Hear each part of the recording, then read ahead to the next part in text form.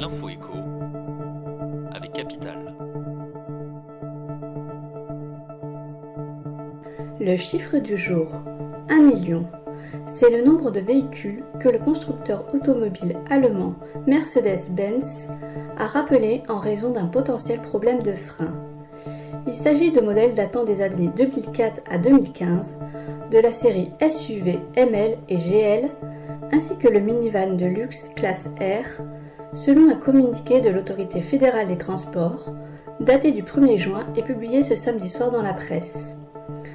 Ce sont précisément 993 407 véhicules à travers le monde, dont 70 000 en Allemagne, qui sont concernés par une corrosion dans le système de freinage qui pourrait en arrêter le fonctionnement et donc provoquer des accidents.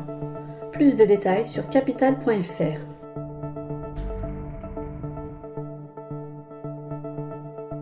Le coup de gueule du jour est poussé par des associations d'anciens combattants qui s'opposent à la création d'un parc d'attractions dédié au débarquement en Normandie. Annoncé en 2020 par Hervé Morin, le président de la région Normandie, ce parc doit être inauguré en 2024 à l'occasion des commémorations des 80 ans du débarquement du 6 juin 1944. De nombreuses voix d'associations, d'acteurs locaux, mais aussi de familles et proches de vétérans américains, canadiens et britanniques s'élèvent contre ce projet pour dénoncer une marchandisation du tourisme de mémoire. Par ailleurs, des collectifs de préservation de l'environnement critiquent, quant à eux, la localisation du projet au cœur du parc naturel régional des Marais du Cotentin et du Bessin.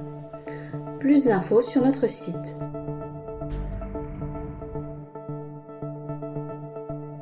L'info pratique capitale concerne les jeunes Belges de 25 ans.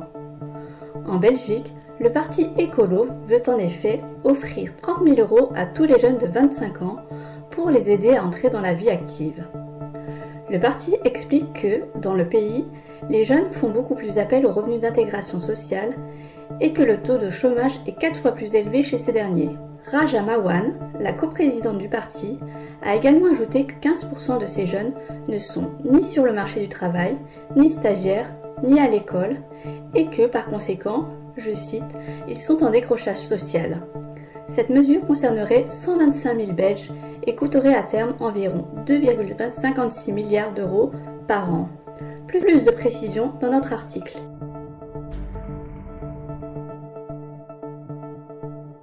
Et on termine avec la vente aux enchères d'une édition rare du livre Harry Potter.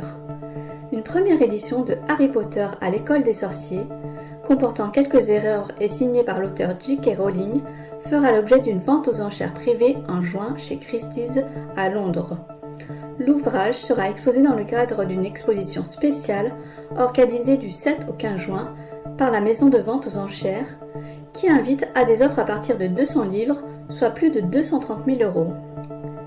Il s'agit de l'un des 500 exemplaires cartonnés du livre qui ont été imprimés lors d'un premier tirage en 1997. À l'époque, 300 d'entre eux avaient été envoyés à des bibliothèques. C'était l'info écho avec Capital.